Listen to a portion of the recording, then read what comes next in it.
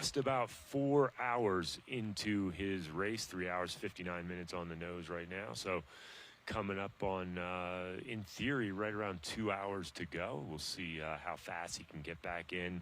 You can see he's still on that kind of flatter section that is going to get him back towards outward bound.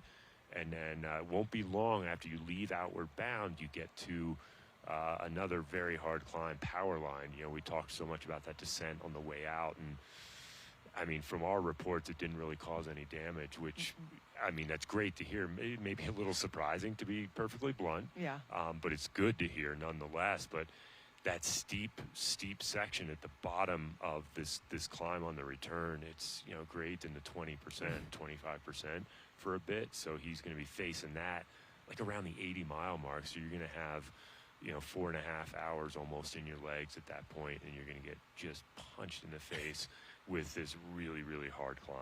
Yeah, you said it. I mean, it's one thing to go out and ride the climb on its own, but to do that around mile 80, right? Again, at this elevation, at this altitude of, you know, over 10,000 feet, that it requires a lot of mental fortitude and just a powerful, you know, will to get over that climb. And then, you know, we can talk about it once we get there, but, you know, as we saw the riders going up Sugarloaf, you know, on the way out, you couldn't quite tell how rocky that is, but it's also, I mean, it's a fast descent, but it's not necessarily a straightforward, you know, I would say the Columbine climb, or the descent coming down Columbine is not necessarily super, you know, rocky, not a lot of baby heads, not super chunky, but coming down the Sugarloaf descent, that will be the case for them. So, Yeah, you know, they'll point. be navigating both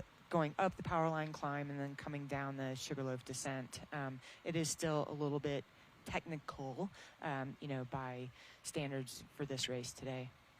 So we know that Keegan has triggered through that 72-mile checkpoint at what we call the single track inbound. That average speed has come up.